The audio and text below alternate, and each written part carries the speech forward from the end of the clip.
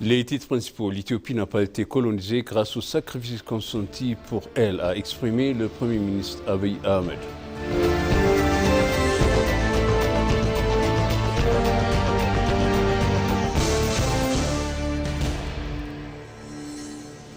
Le vice-premier ministre Tamasgen Touré a indiqué que les projets de développement des infrastructures de la santé réalisés à travers le pays produisent déjà des résultats encourageants.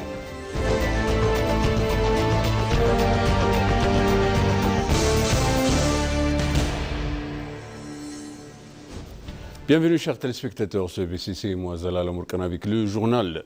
L'Éthiopie n'a pas été colonisée grâce au sacrifice consenti pour elle, a exprimé le Premier ministre Abiy Ahmed. Le Premier ministre Abiy Ahmed a déclaré que l'Éthiopie n'avait pas été colonisée grâce aux nombreux sacrifices consentis pour défendre son indépendance.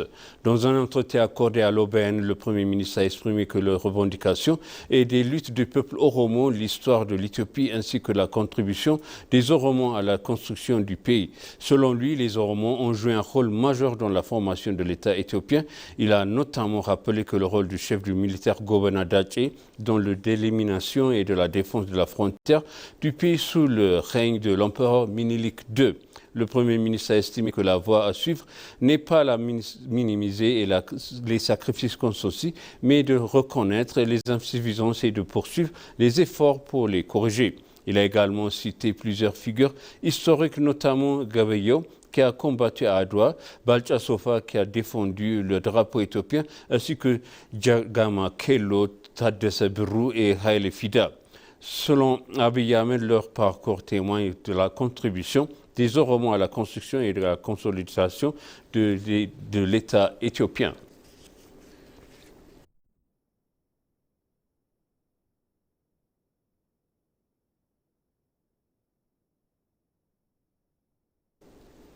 L'État du Meddemer est résolument engagé à assurer le bien-être durable des citoyens grâce à la mise en œuvre de la stratégie globale destinée à accélérer la croissance économique, a déclaré le vice-premier ministre Tamasgen Touré lors de l'inauguration d'un projet d'expansion et de numérisation du bureau régional et de la santé d'Al-Amara.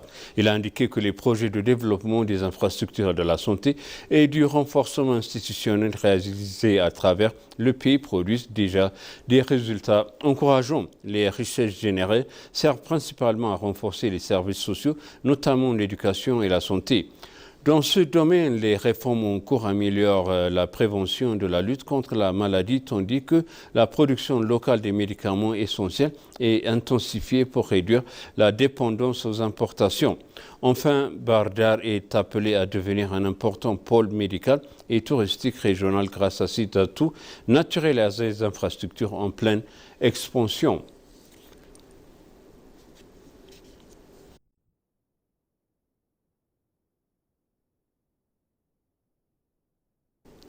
Le maréchal Brahanu Djoula a consolidé les progrès réalisés par la Fondation des forces de défense. Le chef d'état-major des forces de défense nationale éthiopien, le maréchal Brahanu Djoula, a effectué une visite d'inspection des projets menés par la Fondation des forces de défense, notamment l'industrie textile d'Adama, le projet de logement collectif de Gacha destiné aux militaires ainsi que l'usine de fabrication de badges et de médailles militaires. À cette occasion, il a inauguré les nouveaux projets d'extension et de modernisation de l'industrie textile d'Adama. Félicitons les dirigeants et les employés de la Fondation pour les résultats obtenus. Il a exhorté à préserver cette dynamique et à poursuivre leurs efforts afin d'atteindre les performances encore plus élevées. Il a insisté que l'amélioration de la qualité de produits et le renforcement de la recherche et l'innovation technologique et la numérisation, ainsi que sur le développement des capacités locales d'approvisionnement afin de bâtir les industries compétitives à l'échelle africaine.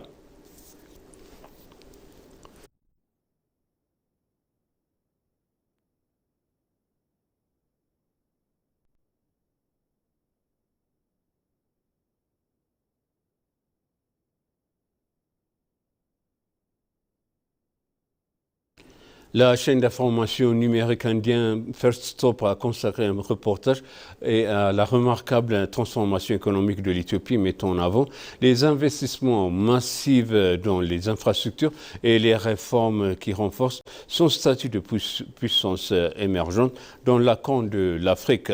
Selon le média, les pays s'éloignent progressivement de ces défis historiques grâce à une croissance portée par le secteur de l'énergie, de l'aviation, des mines, de l'agriculture et des technologies numériques.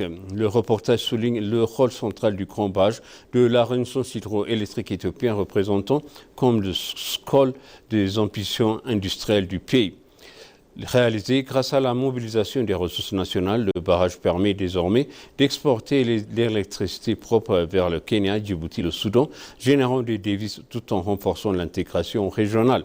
First Post met également en lumière le futur aéroport international de Bishoftu, un projet de 12,5 milliards de dollars américains destiné à accueillir jusqu'à 110 millions de passagers et à près de 4 millions de tonnes de frais par an, consolidant Addis Abeba comme un hub aérien mondial. Le reportage évoque ainsi que le progrès vers l'autosuffisance alimentaire, notamment grâce à un projet d'usine d'engrais de 2,5 milliards de dollars américains dans la région somalienne, ainsi que l'expansion de l'exportation aurifère illustrée par le projet Kumruk Gold.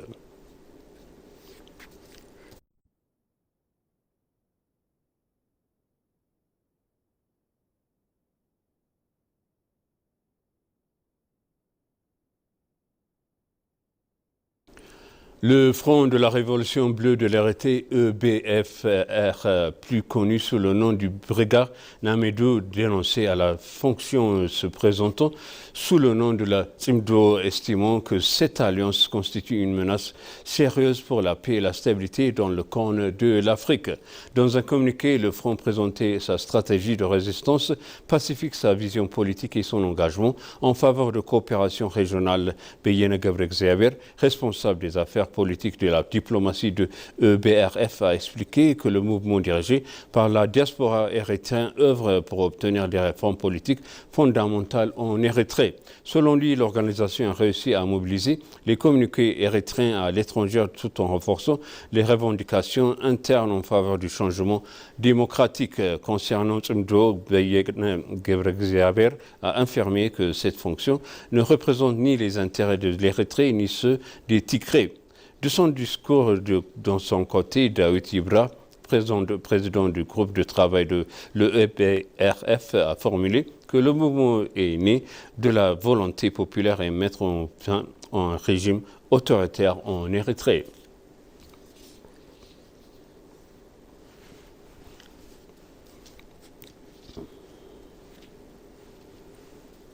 L'Éthiopie s'est dotée d'une nouvelle proclamation sur la cybersécurité des infrastructures critiques, établissant un cadre juridique complet destiné à protéger les infrastructures stratégiques contre le montée des cybermenaces.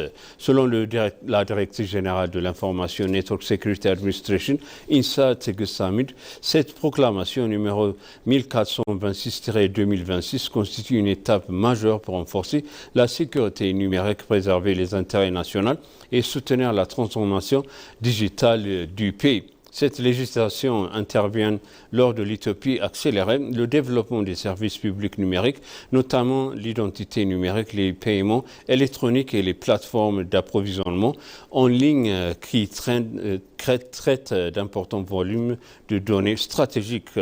La protection de ces systèmes est essentielle pour garantir la continuité des services de la sécurité et des informations des citoyens. La loi identifie 12 secteurs d'infrastructures critiques, dont le TIC, le service financier, la santé et l'éducation, le transport, l'énergie, l'eau, les services gouvernementaux, l'agriculture, le commerce, l'industrie ainsi que la sécurité publique.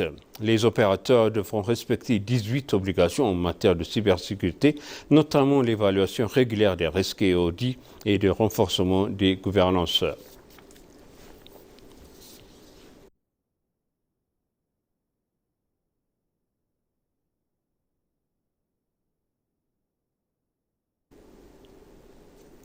L'Éthiopie a réaffirmé sa volonté de partager son expérience et son expertise en matière de transformation numérique avec les autres pays africains, a annoncé le ministère de l'Innovation et de la Technologie. Cette déclaration a été faite par le ministère Bellata Molla lors de la réception d'une délégation de haut niveau de Bénin conduite par le ministre de la Transformation numérique et de l'Innovation, Mahouna Apoklang.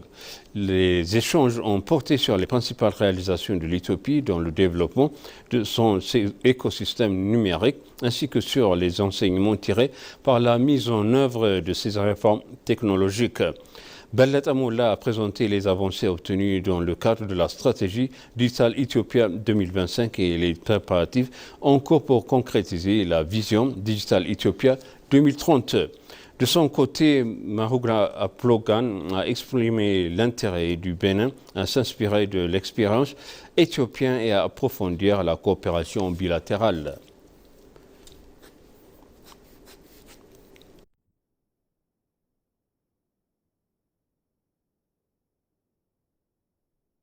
Et pour conclure, le journal La maire d'Addis Abeba, Adanej Abebe, a reçu une délégation conduite par le ministère béninoise de la transformation numérique, de l'innovation et de la digitalisation, Mahouna Apoklang. À cette occasion, elle a représenté les avancées réalisées par le capital éthiopien dans la mise en œuvre de son programme de la ville Intelligent Smart City, devenu un pilier de la stratégie de modernisation urbaine.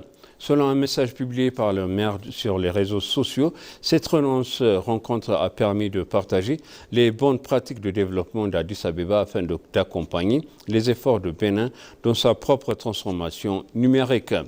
Les échanges ont porté sur les principaux axes du modèle de Smart City, notamment l'économie intelligente, Smart Economy, l'environnement intelligent, Smart Environment, la gouvernance intelligente, Smart Governance, la carte de vie intelligente, Smart Living, la mobilité intelligente, Smart Mobility et le développement d'un capital humain, Smart People.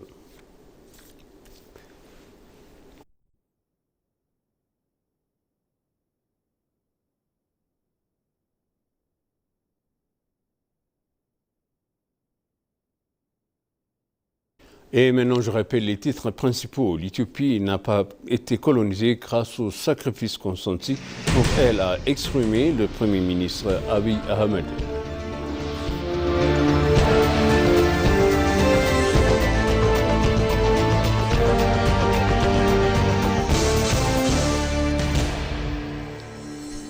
Le vice-premier ministre Tamasgen Tourane a indiqué que le projet de développement des infrastructures de la santé réalisé à travers le pays produisent déjà des résultats encourageants. Chers téléspectateurs, ainsi s'achève le journal. C'était moi, Zalal Morkana, avec vous, et c'est une bonne suite de programme et bon week-end.